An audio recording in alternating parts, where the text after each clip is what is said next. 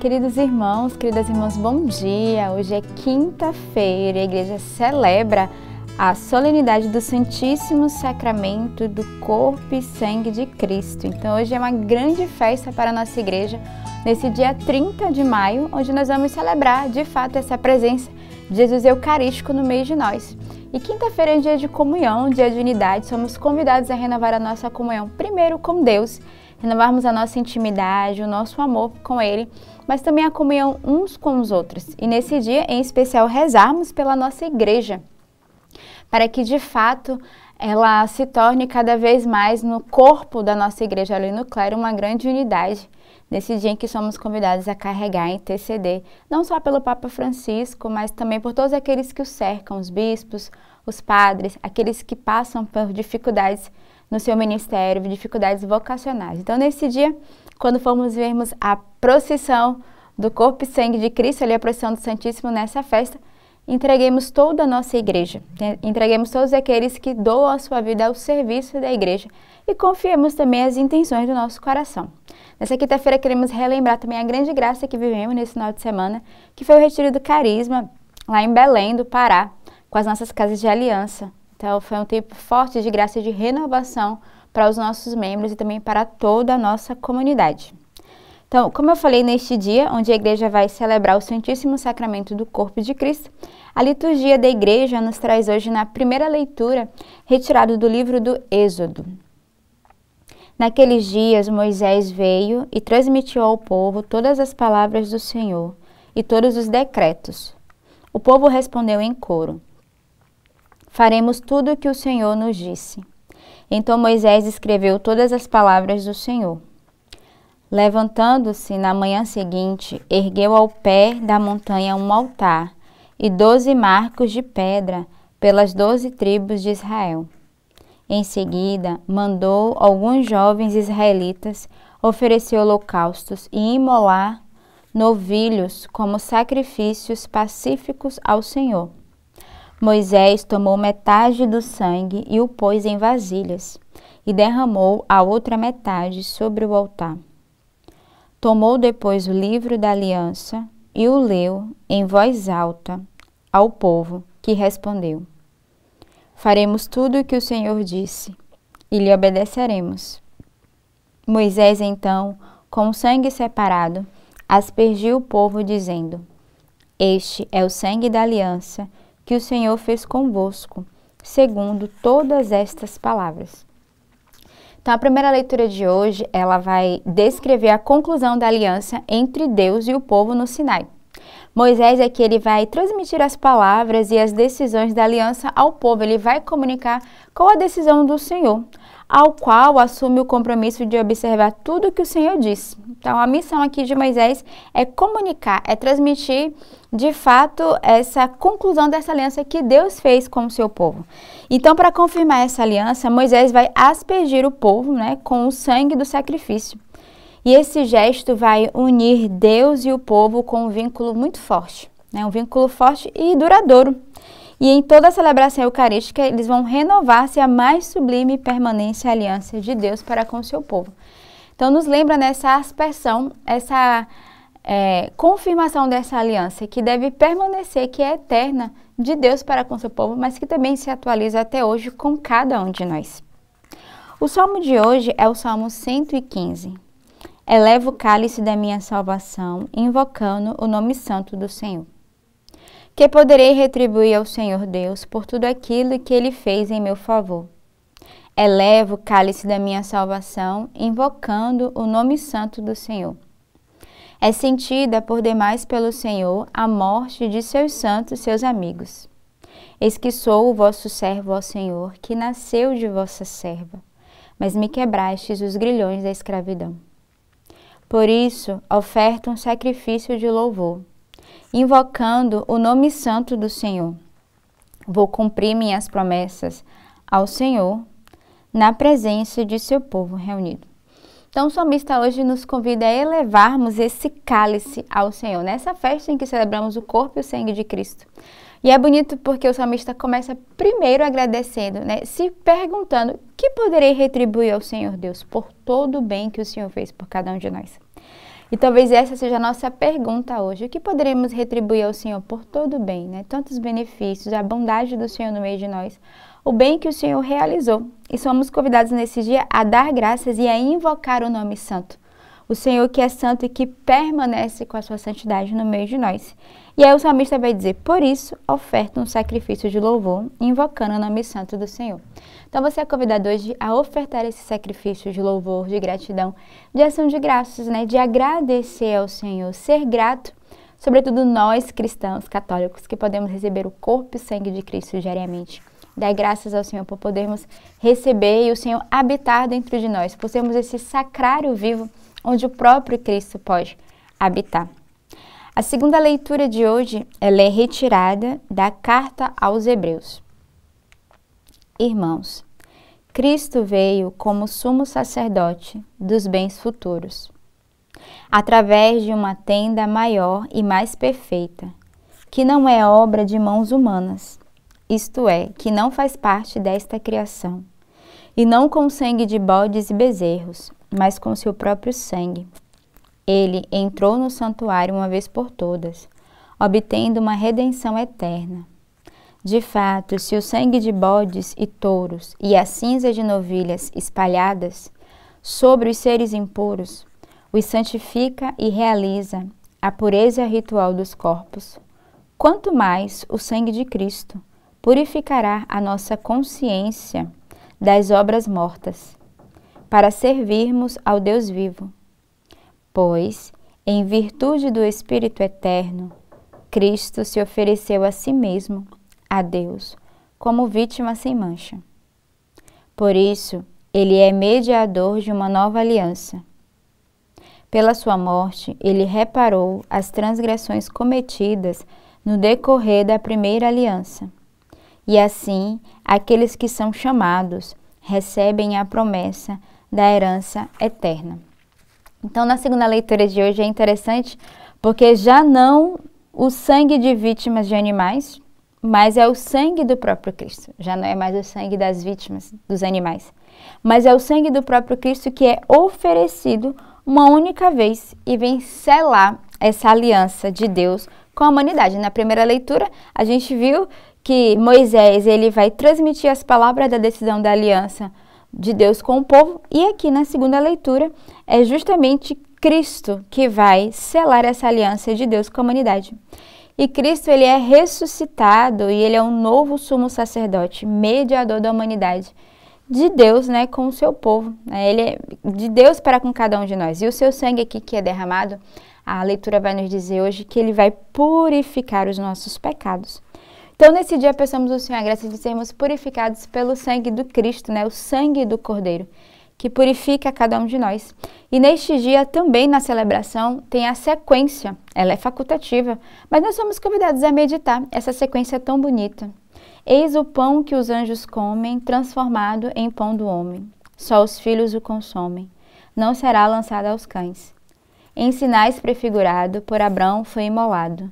No cordeiro aos pais foi dado, no deserto foi maná. Bom pastor, pão de verdade, piedade, ó Jesus, piedade. Conservai-nos na unidade, extingui nossa orfandade, transportai-nos para o Pai. Aos mortais dando comida, dais também o pão da vida, que a família assim nutrida seja um dia reunida aos convivas lá do céu. Então, é bonito essa sequência, onde somos convidados a rezar hoje junto com toda a nossa igreja, neste dia que celebramos, né, essa festa de Corpus Christi. O evangelho de hoje, ele é retirado do evangelista São Marcos. No primeiro dia dos ázimos, quando se imolava o cordeiro pascal, os discípulos disseram a Jesus: Onde queres que façamos os preparativos para comeres a Páscoa? Jesus enviou então 2 dos seus discípulos e lhe disse: Ide à cidade. Um homem carregando um jarro de água virá ao vosso encontro. Seguiu e dizei ao dono da casa em que ele entrar: O mestre manda dizer: Onde está a sala em que vou comer a Páscoa com os meus discípulos? Então ele vos mostrará no andar de cima uma grande sala, arrumada com almofadas. Aí fareis os preparativos para nós. Os discípulos saíram e foram à cidade. Encontraram tudo como Jesus havia dito e prepararam a Páscoa. Enquanto comiam, Jesus tomou o pão e, tendo pronunciado a bênção, partiu e entregou-lhes, dizendo: Tomai, isto é o meu corpo. Em seguida, tomou o cálice, deu graças e entregou-lhes, e todos beberam dele. Jesus lhe disse: Isto é o meu sangue, o sangue da aliança que é derramado em favor de muitos.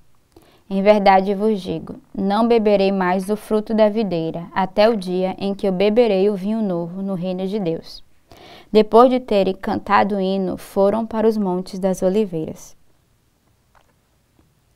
Então, no evangelho de hoje, a gente vê exatamente Jesus que vai realizar, junto com os seus discípulos, a sua última ceia pascal.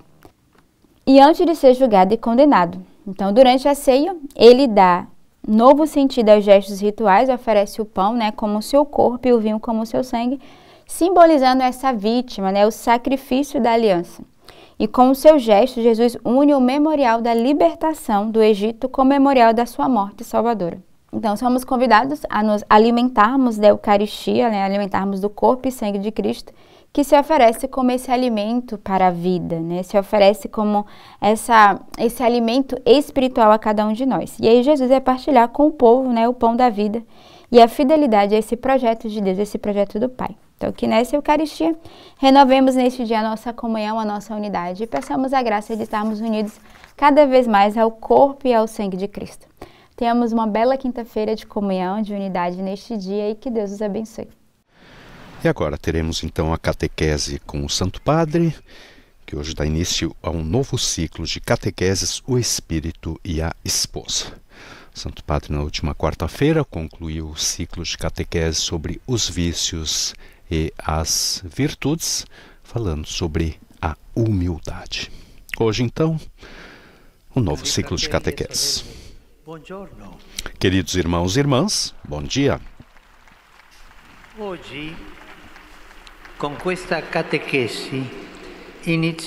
com essa catequese, iniciamos um ciclo de reflexões que tem como tema o Espírito Santo e a Esposa. O Espírito Santo e a Esposa. A esposa é a igreja.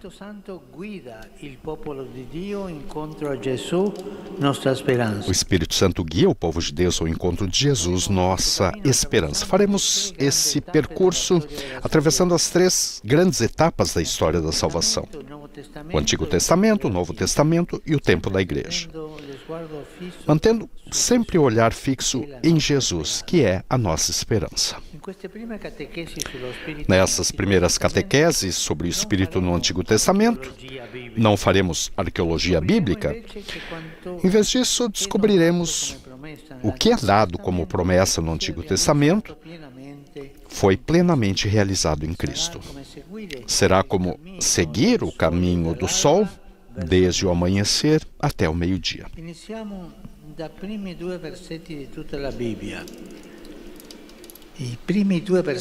Comecemos pelos 2 primeiros versículos de toda a Bíblia. Os 2 primeiros versículos dizem: No princípio Deus criou os céus e a terra. A terra estava informe e vazia, e as trevas cobriam o abismo. E o Espírito de Deus pairava sobre as águas. O Espírito de Deus nos aparece aqui como o poder misterioso que faz o mundo passar do seu estado inicial informe, deserto e escuro ao seu estado ordenado e harmonioso. O Espírito Santo faz harmonia. Harmonia na vida, harmonia no mundo. Em outras palavras, o Espírito é aquele que faz passar do caos ao cosmos, ou seja, da confusão para algo belo e ordenado. Esse, aliás, é o significado da palavra grega cosmos, assim como da palavra latina mundus, ou seja, algo belo, ordenado, limpo, harmônico, porque o Espírito é a harmonia. Essa referência ainda vaga à ação do Espírito Santo na criação é esclarecida no rescaldo da revelação. No Salmo lemos: pela palavra do Senhor foram feitos os céus e pelo sopro de sua boca todo o seu exército. E ainda, se enviais, porém, o vosso sopro, eles revivem e renovais a face da terra. Essa linha de desenvolvimento fica muito clara no Novo Testamento, que descreve a intervenção do Espírito Santo na nova criação a partir das imagens que lemos sobre a origem do mundo. A pomba que descia sobre as águas do Jordão no batismo de Jesus, Jesus que no cenáculo sopra sobre os discípulos e diz: recebei o Espírito Santo, como no início Deus enviara o seu sopro sobre Adão. O apóstolo Paulo introduz um novo elemento nessa relação entre o Espírito Santo e a criação.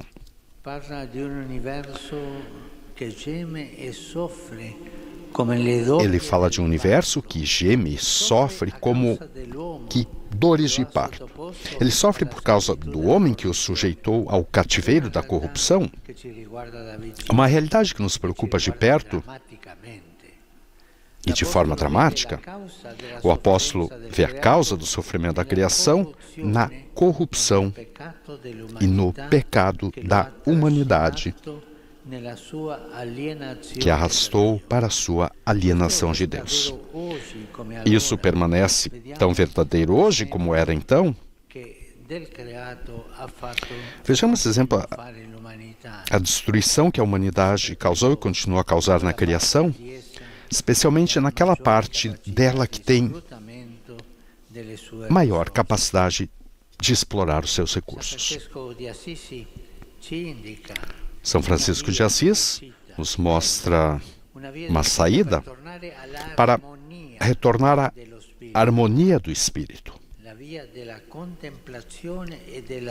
o caminho da contemplação e do louvor. Ele queria que das criaturas subisse um canto de louvor ao Criador. Recordemos: louvado seja o meu Senhor, o cântico de Francisco de Assis.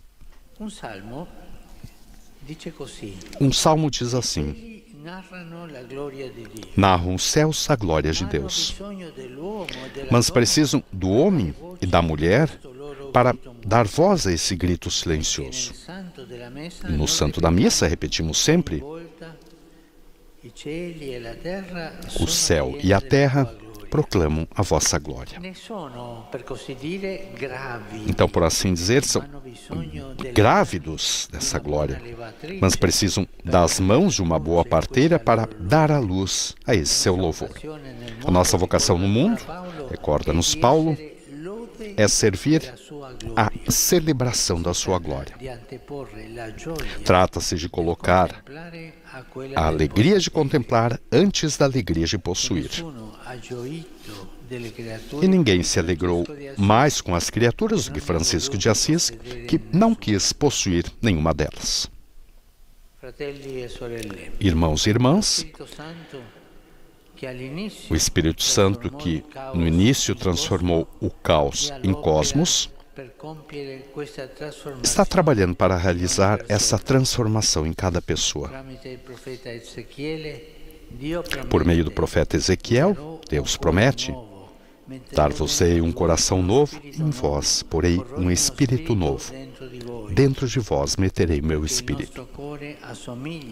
Que o nosso coração se assemelha àquele abismo deserto e tenebroso dos primeiros versículos do Gênesis.